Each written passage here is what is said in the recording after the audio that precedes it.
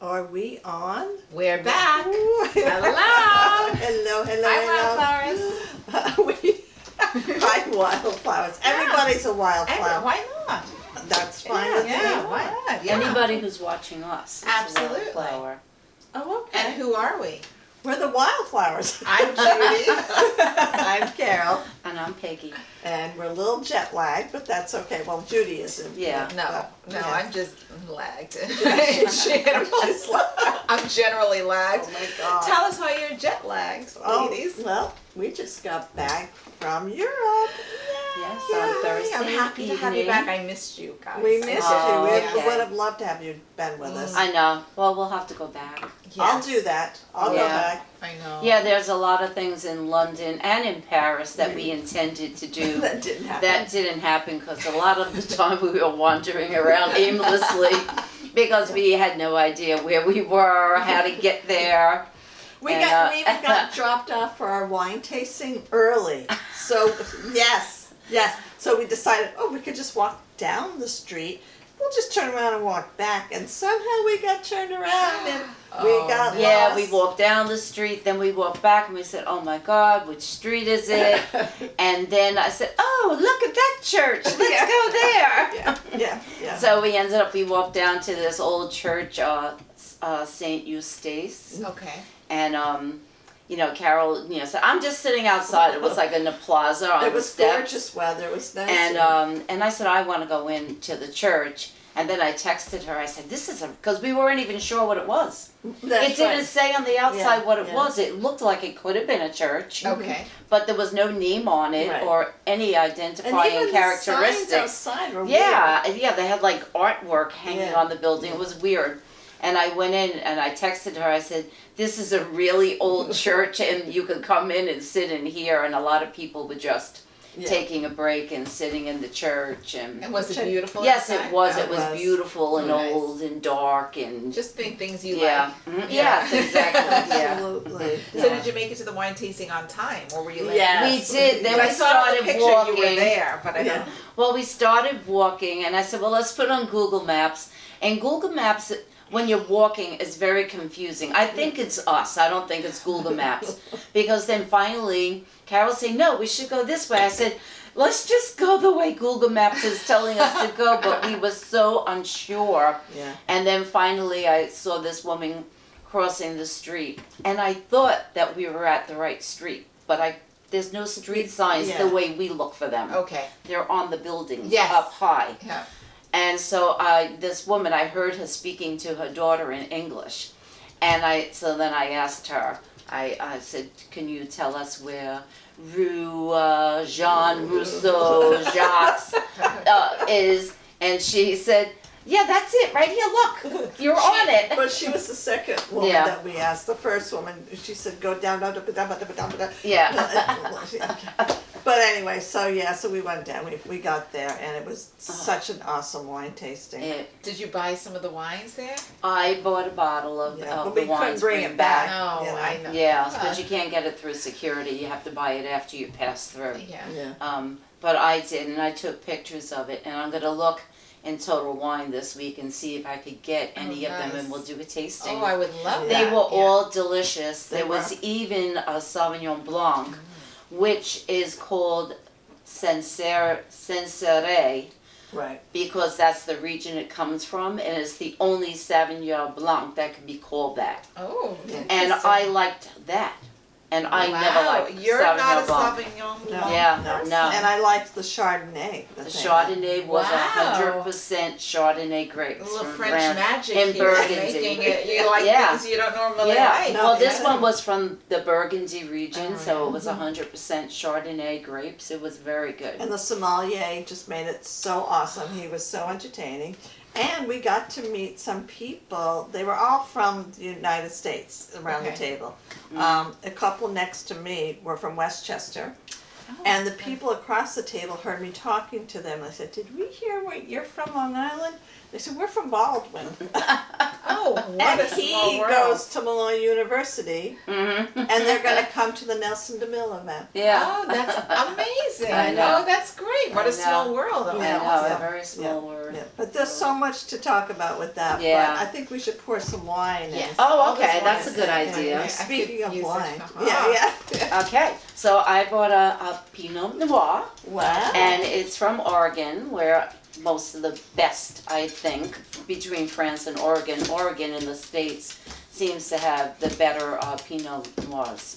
A lot of people I Okay. know prefer them from Oregon. I don't really drink this very often, but I do like it. Not this brand, What's I've it never called? had. This is called Conscious. Okay. Okay, so I'm going to read something on the back of the wine bottle, and it says Conscious. Wine is simple, the world is not. We strive to keep our world simple. Simple farming, simple winemaking, clear objectives, clear conscious. We put back what we take out. Care for what needs caring, love what needs love, enjoy what needs enjoyed. Join us. Join the conscious movement. So there are sustainable, wine growing. Oh, very nice. And let's taste it. Let's taste Yeah. it. Let's do All it. right. Is this a screw top? It is a screw Okay, top. good, because I'm getting a little worried there for a minute. Hallelujah. And, oh, here we go. Let's block Did you have to bring a corkscrew with you on your trip? Yes. Because Yes, I that's did important. bring it. Okay, Yes. I meant to remind you and I forgot, so I'm glad you did it. Okay, for Judith. And Carol has his lovely new glasses. I That's have sticking one out. too, Oh. and we wanted to buy one from you, but it was pouring, raining out, Yes. and we had to walk across the bridge. The reason I bought her one and buy myself one is we didn't have wine glasses to bring back to our Right. hotel. And then the Ah. next day I said, Peggy. Oh, we should have bought one Should've for got me Judy. one. And Sorry. yeah, So sorry. next time we go back. That's okay. No. We'll go. No, you have no idea. We were, it was the day that it was It would have torrential. been a pain in the neck to get all these glassware. It's Yeah. always so nerve-wracking when you bring Well, they came glassware in back. box. Okay. That wasn't the issue, I'm so trying to I help can't you. I'm even trying make to help you excuses. out here. The excuse was Why would you have to be on because it was torrential rain, Wow. and we had to walk across this big the Tower Bridge to get to Oh, the I other love the side. Tower Bridge. Beautiful. Well, Okay, so All right. I you want have- to taste it and then I'll read about it? no, I want to make an announcement. Oh, So I know what you're gonna say. I had I promised on our last podcast that I was hopefully going to have an announcement, and I don't. No, I'm kidding. I do. Psych! Yes, psych. The contract came when it was waiting for when I got here. So my novel is going to be published Woohoo! within the next 6 to 8 months. I'm thinking. I'm not 100% sure of the timeline, but I finally got a book deal. Congratulations, well congratulations. deserved, and it's Thank such a wonderful book. It's my Thank you. favorite actually. Thank that- you. Of all Thank yours. you. So And Awesome. welcome to be back home. yes. Yes. Cheers, Governor. Cheers. This is good.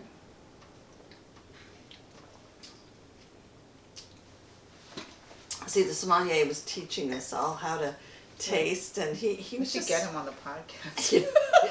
Get him we'll fly him over here. Yeah. I know, it's too bad that we didn't record it because I forgot half of what he I said. recorded some of it. But I let all my skills but he go was where you're very, gonna very do good. legs. Oh, this got a lot of legs. Okay, so All right, so tell us about it while we sip it. okay. Well, it's a medium bodied. It's a Pinot Noir from the Willamette Valley in Oregon. And it has flavors of cherry. Yeah. Oh, remember the one wine we were tasting and we all tasted what he said? It was something mint? Was it mint? No, I love I mint. wouldn't remember that because I don't like mint. Oh. I love it. Yeah, I'm not a mint lover. I like a mint, but not in my food. Flavors of cherry, earth, mineral. Does that mean like dirt? Yeah, well, yeah, earth. It's kind of like, earthy. Mineral and sweet oak.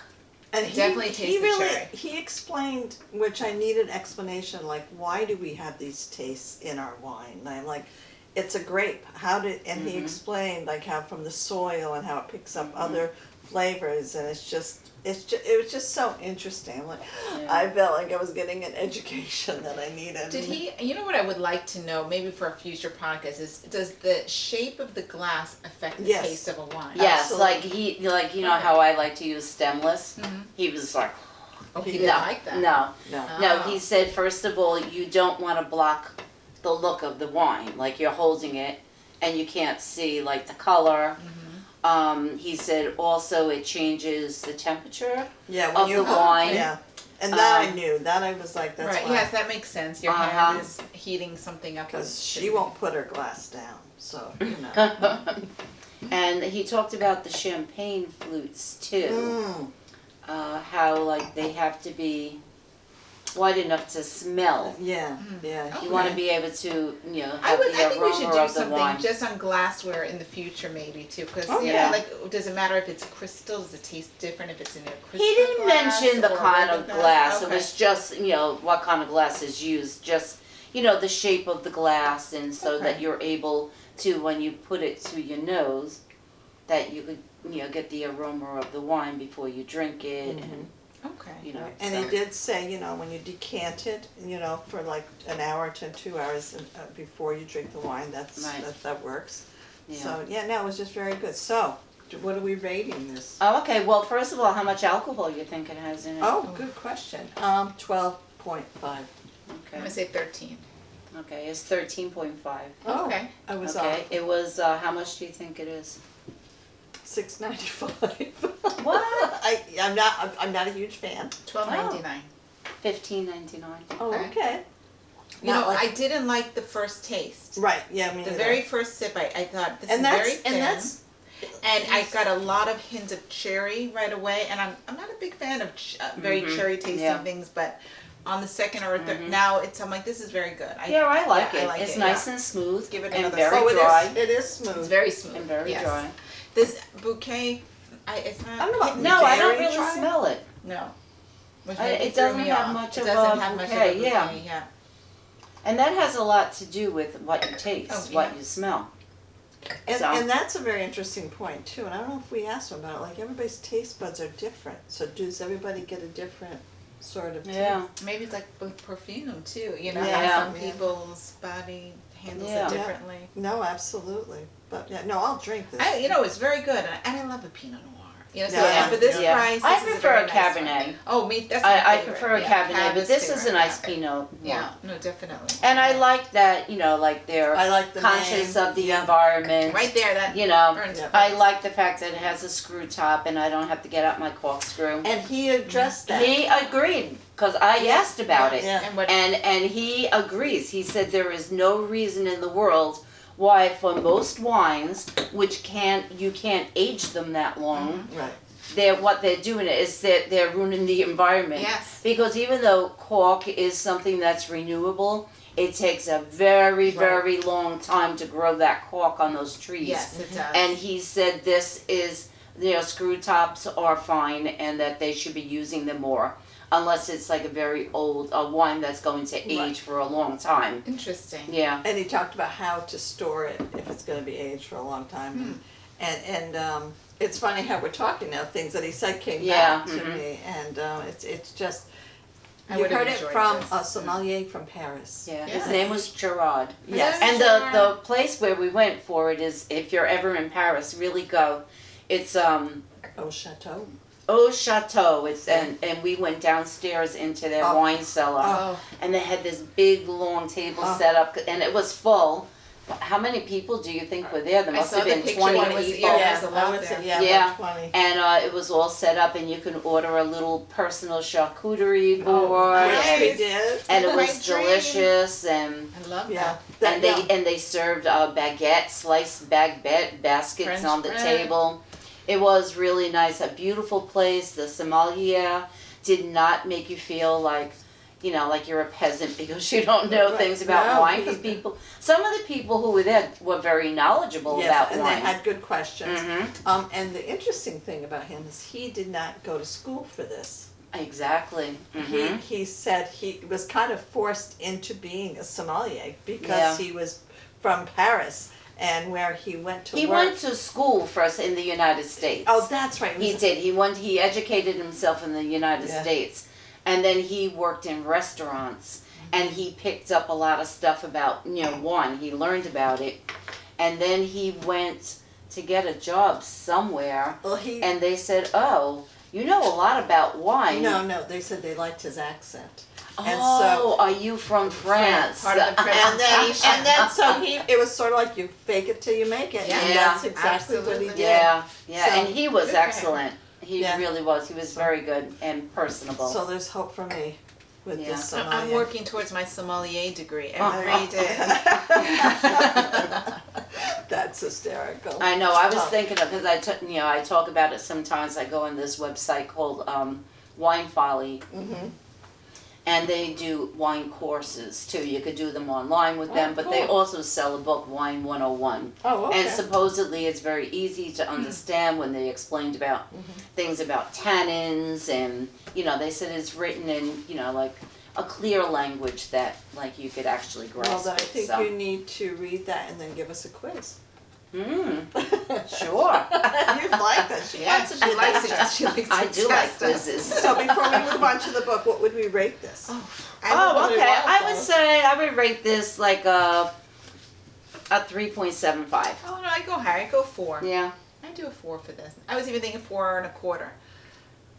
Yeah. It's good. Mm-hmm. I could I go would say 4. 3.5, 3.5. Oh Yeah. yeah. I just like the whole over. I mean, it tastes very good. I Mhm. think then the whole concept of it being sustainable. Well, Yeah, I the know. concept And I is like also- that it doesn't Yeah. make you cringe when you swallow Right. It's it. not. Yeah. There you have it, folks. It I doesn't don't make like you a cringe. wine with a lot of acidity Yeah, to it. right. I don't like that feeling of the Where it's sitting on the salivating. corner of your mouth. Right. Yeah. I understand what you're saying.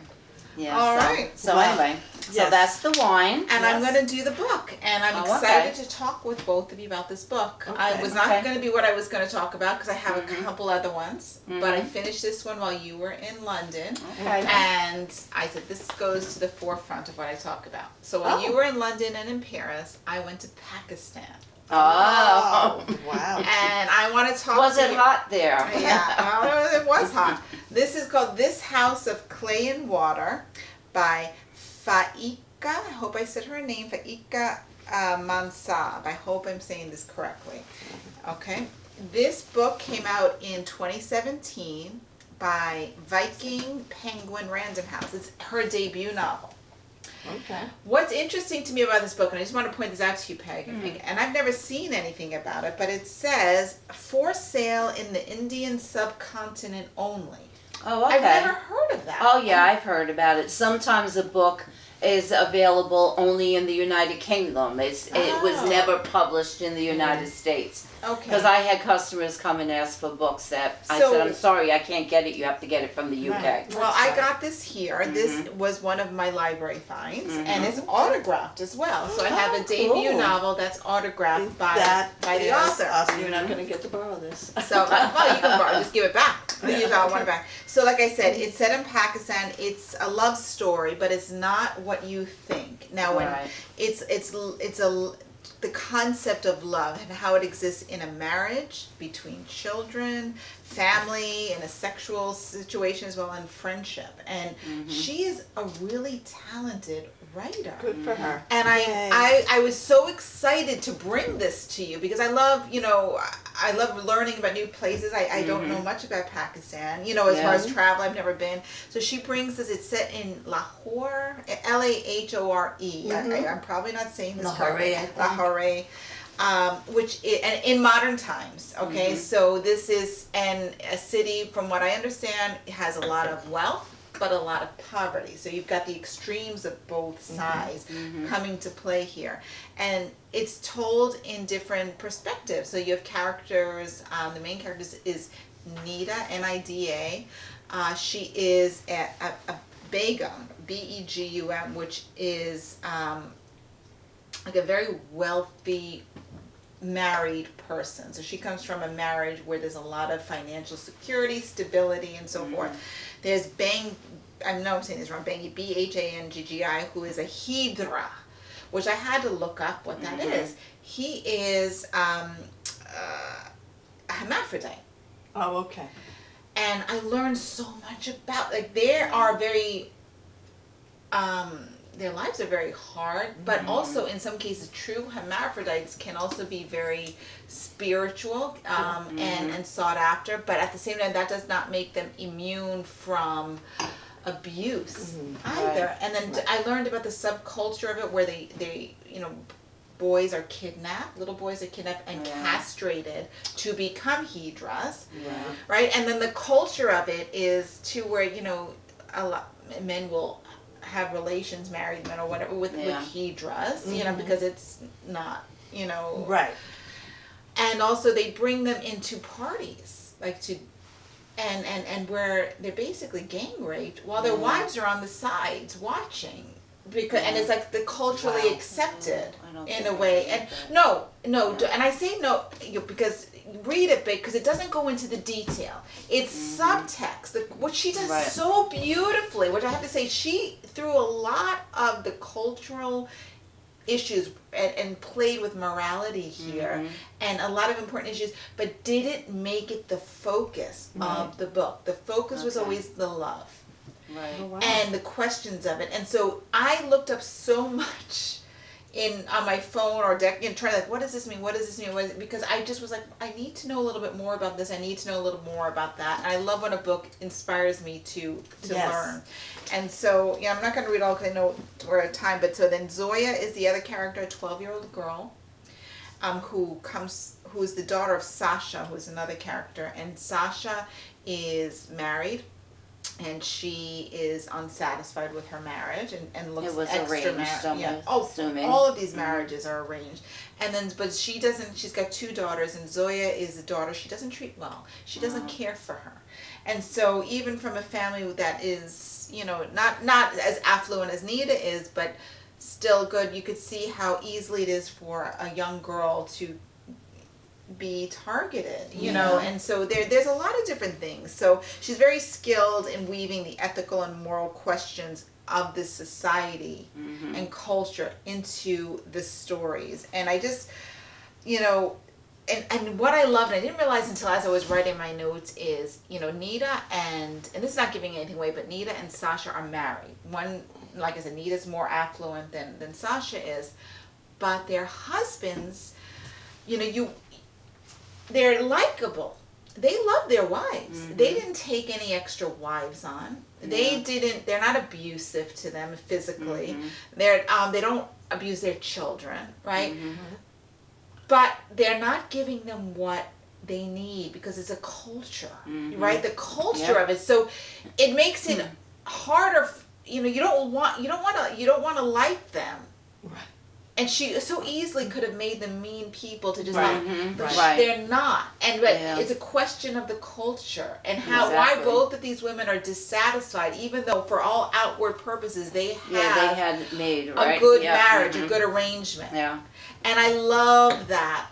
Well done. I think this is a wonderful novel. Okay. I learned so much. She's so beautiful. I couldn't even pick things to read because all of her language was beautiful. And so well done, debut novel. I loved it. Please read it if you can. It's called The House of Clay and Water. I'll be keeping this book. You can borrow it, but I want it back. It sounds like she knows how to write her characters. They were so well developed. And like I said, there's tragedy and stuff that, even that I could wrestle with, but I'm like, and it was coming. There was one part where a chapter I knew was coming. Like, what's coming. Okay. And I was like, I know what's coming. I even told my husband, I got to read this tonight. I'm like, it's going to be hard because I know what's happening. Right. Right.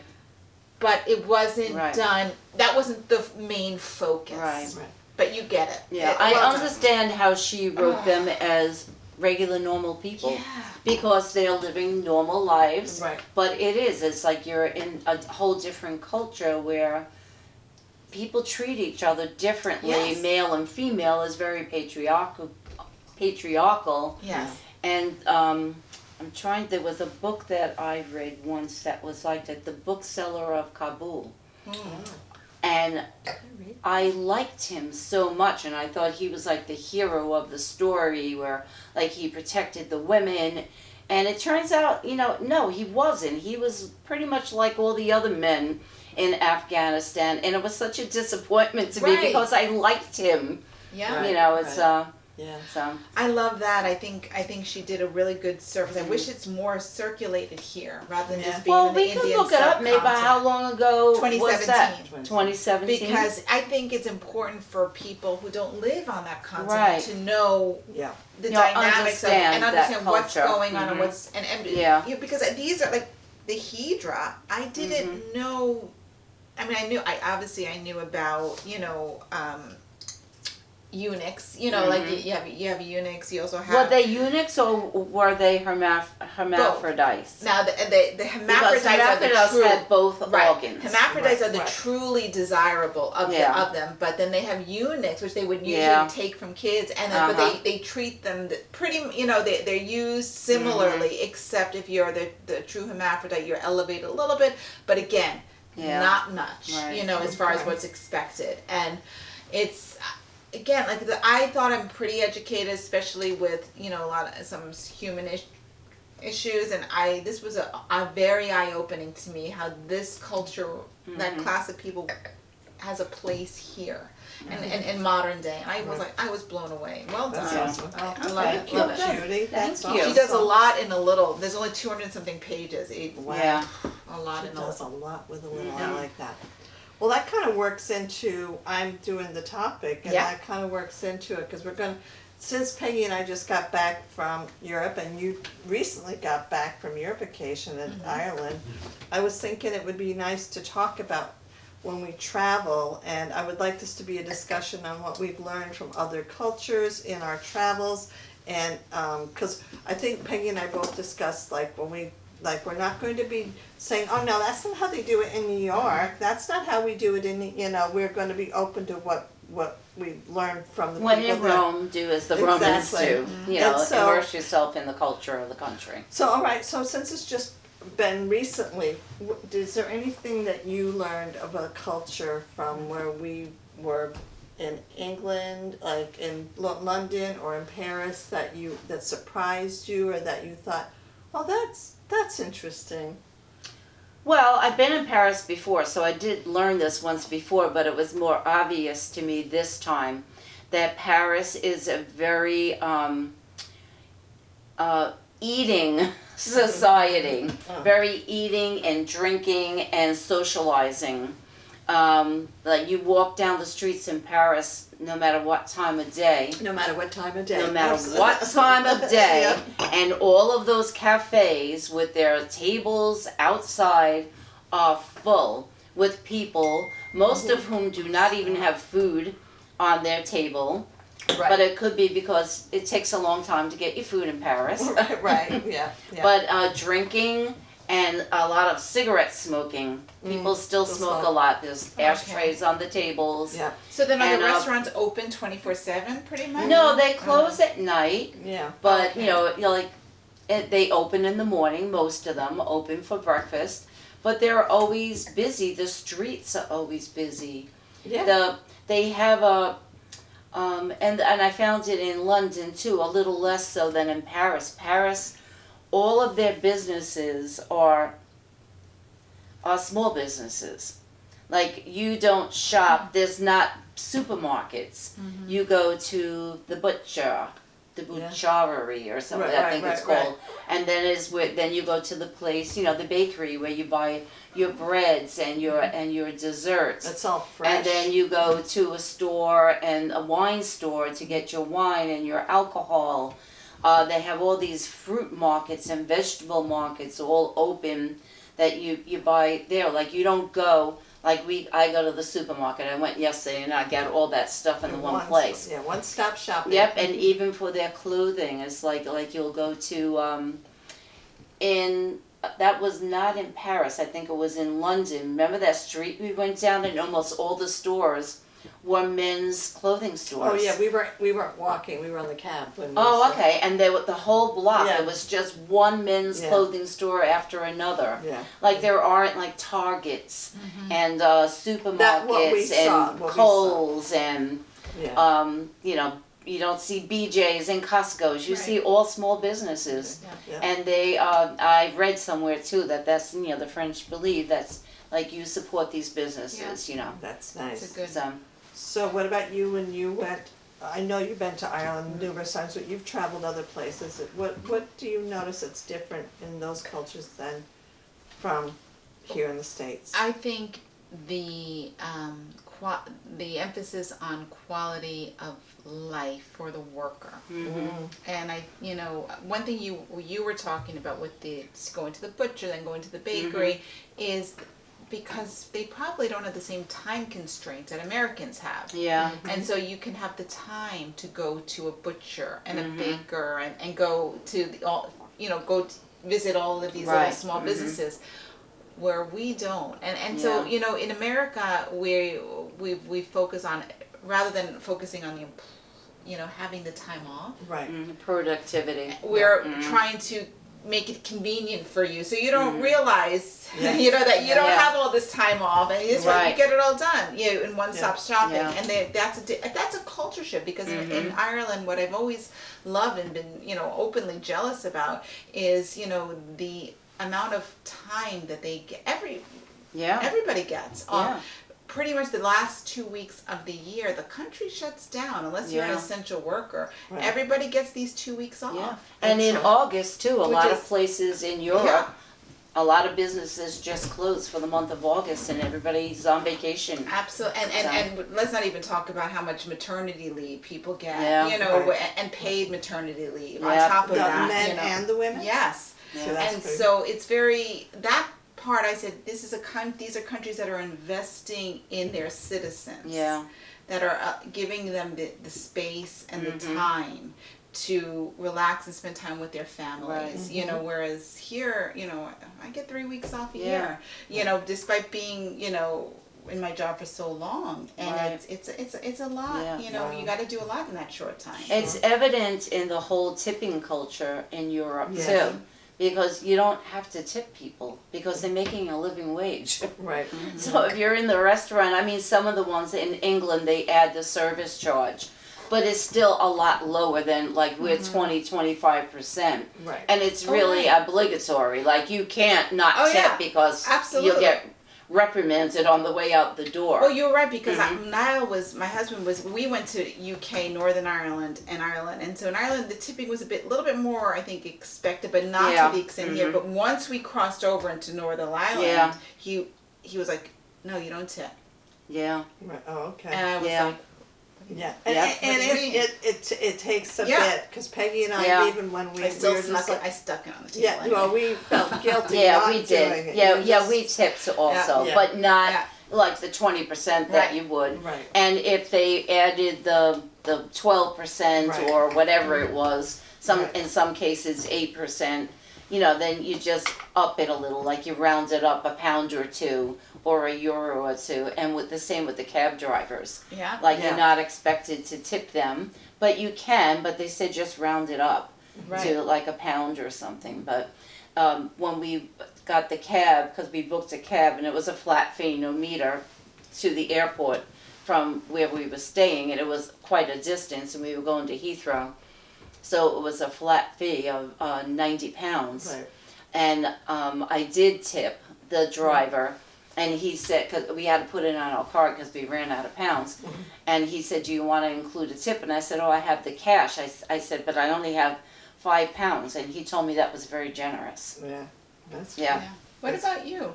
Well, it's funny, because when I was thinking of this, because, we're talking about Europe, we're talking about, going across the pond, that kind of way.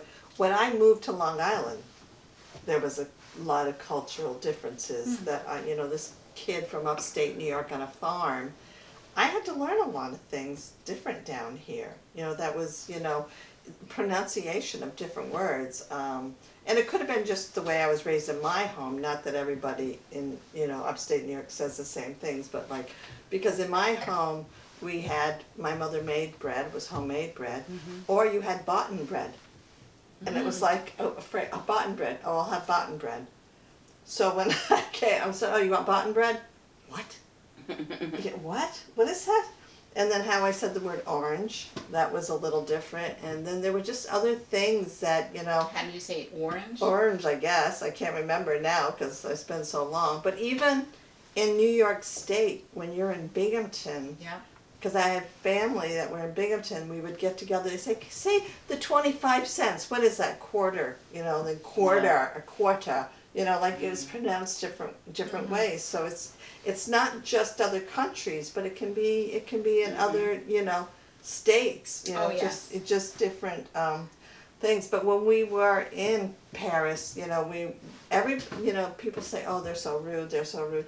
We did not have, I don't think only that one guy was a little pricky in the beginning. Right in the beginning he was, yeah. But then once I said parlez-vous anglaise, and he was like, then all of a sudden he was like, he said, yeah, I'm speaking English. That's what he said. Oh, he got a little Oh, that's snarky. right, yeah, he did get a little snarky, but it was early, whatever. But that was, other than that, everybody was so lovely, and That's refreshing.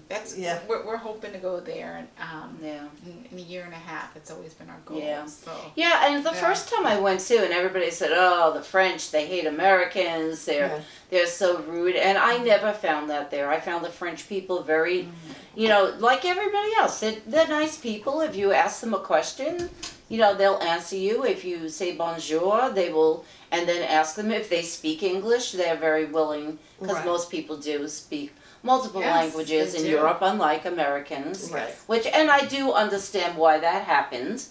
I mean, they're all connected over there, so they're very close to other languages, different countries, and we're surrounded by all English-speaking people, but we don't educate our youngsters early enough in language. True. Well, it's funny because when we first got to Paris, and then we finally found a way to get into the building that we were staying at an apartment, and so the woman, Isabel, and her daughter Sophia, did not speak English, and we didn't speak French, but they were so lovely, and they wanted to be so helpful. But they, to me, seems your typical Parisian woman. Like, she was in a house dress, and we asked a question about where to eat, and Sophia was trying to tell us where to go.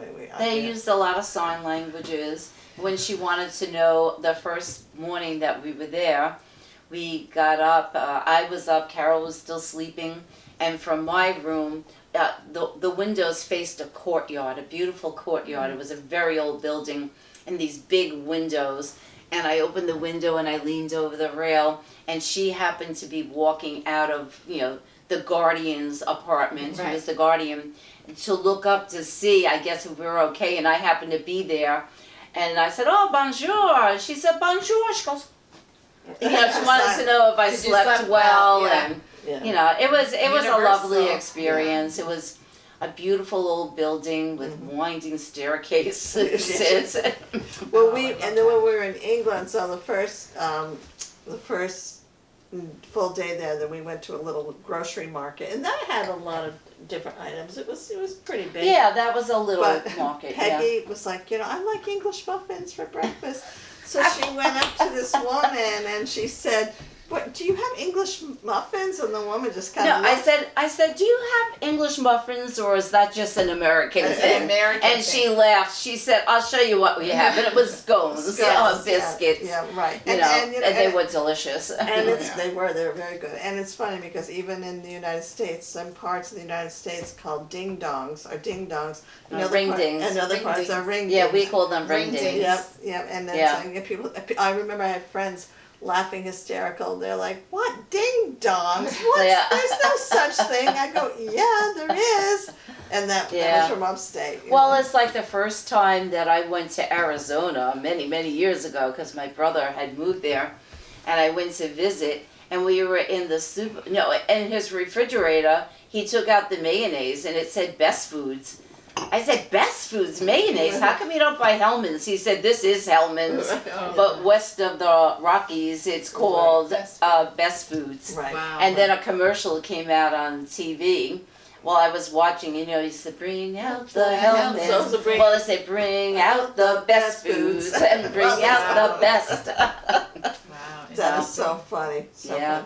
Anything else that you I think those are the main ones. The people in London were so friendly and welcoming and cheerful. They were cheerful people. I didn't expect that in a big city. If you think they're cheerful, you have to go to Ireland. I would love to go to Ireland. Yeah. The one thing that we were a little confused about, two different things.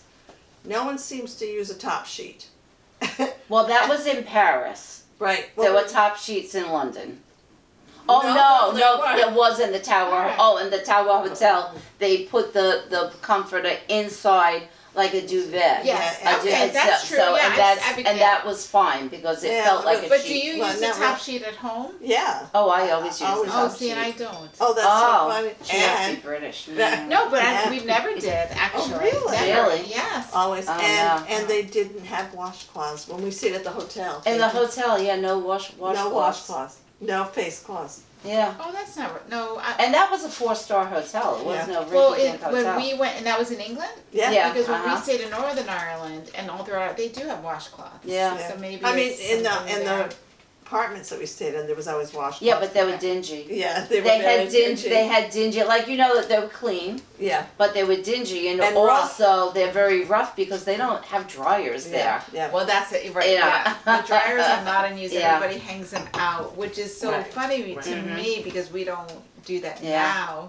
Yet we have the weather to do it, where Right. they don't usually have the weather. Right, You're always yeah. like running out. Yeah. Oh, it's raining. Let's bring in the lines. Yeah. Clothes on the line. But I know growing up, we used to hang them up. My Yeah. mom, we always Yeah. had a clothesline, and when I lived in Levittown, I always had a clothesline. Right. And in the spring and the summer, I always hung up my towels. And I remember once Samantha came to visit, and she complained. She goes, "Your towels are so rough." Yes. And I said, "Because in the nice weather, I hang them out." Right. So then sometimes I would fluff them in the dryer afterwards.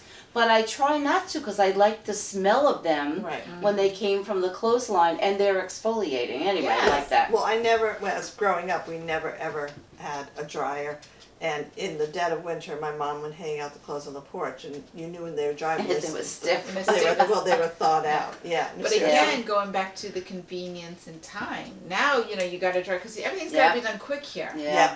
You Yeah, know, yeah, exactly. we're focusing on the wrong thing. No, we Yeah. no, genuinely, definitely. Which hopefully, if the UAW strike goes Oh, to yeah. pass, maybe we Mhm. will be successful in getting an 8-hour 4-day work week. Because Yeah. whatever they do, usually the country follows Right, suit. right. So Okay. go You see other UAW. unions, Let's yeah. let's get time Definitely. back into I know, the workers. I know, Yeah. and the Republicans are making it like a Democratic problem because we're focusing too much on climate change, and because it is more profitable to produce a gas engine Yeah. than it is an electric vehicle. Yeah. But the way I look at it, we have to sacrifice to protect the environment. Absolutely. The same with the congestion pricing in Manhattan. Everybody's up in arms about it because it's going to cost some people more money. But This what is are what we going happens. to do? We have to move forward, and yes, things are going to change, and nobody likes change, but everyone will adjust to it. And sorry, we have to do something. Don't buy the latest iPhone this time and save the money. I never do. Yeah. Yeah. Yeah, definitely. I know. But So- no, good topic. Yeah. Yeah, Very so good. yeah, the cultures and traveling and learning about other Yeah. countries, because even Whether you visit or I know, or you read about it. Or you Exactly. read, Yeah, read. definitely. I You feel can like- travel. I felt like I was in Pakistan. It Yeah. really is eye-opening, and it gets us Mhm. out of our shell, and it opens Yeah. our eyes. I mean, I had somebody that just recently said, "Oh, I don't like to go sightsee or anything. I like to go to the beach," and I said, "That's fine, that's Yeah, fine." it's fine. But I think that it's really helpful to visit other cultures and other people and just learn about. other Yeah, and things. when you go to a beach vacation, you need to immerse yourself in the culture there on that island. Right. Like when we went to Grenada, like we went to, a Carriacou, that tiny small island too, where like you're immersed, like the people live all around you, you Right. patronize their businesses and you eat in their restaurants on the beach, Absolutely. and Yeah. and you really learn something. Well, I So- hope you enjoyed the conversation. We enjoyed And I our wanna vacation. I want to We give a missed these shout ladies, out. so I know thank we you. missed you too. Thank I you. want to give a shout out to Jerica Trinidad. She is someone that Peggy and I met Hi, on the Jerica. Hi, the Jerica. train. I heard about you. From Paris to London with her husband Alex, I believe that's his name. Yeah. Lovely, and she subscribed to this. Yay. So I hope you're seeing Hope it, you're Jen. watching. Yes, and if not, Oh, and that's another thing I loved what? about going to Europe. I loved the Eurostar train. Oh, It the was train so system. cool. Isn't it awesome? Yeah. Yeah. It's And- not fun dragging your luggage through the train stations, but But one thing I must say, their train stations and the airport was so clean. And we come back That to is New true. York. Yeah. and Yeah, we're like, really? yeah.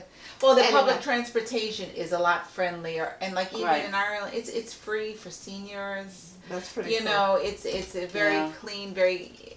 It's much different here. Yeah, yeah. Well, Well, thank all you right, so sorry, everybody. much. Yeah, Bye. bye. Yep. So we're gonna See you do next it. time. This was number 50. This 50. was number 50. Oh. I forgot to mention Our that. silver anniversary. Yes, it was absolutely, and with a new microphone, so well, hopefully can't- that will work. It's still so. on, I think. Because I can't, oh no, is it still on? Yeah. I think so. I How see come it's yes. saying it's not recording? Oh boy. Oh no, it is. I can't, she scared me. You scared me Do you need a little flashlight, Peg? I do. All right, here we go. bit. Well, we're still on, so Here we are. It's okay. here we are. I'm is so our- glad Because Carol we keeps had it so this dark in here. We can't see. I know, it's very dark. just to have a laugh or sing a song. I don't know this It song. seems you just get started.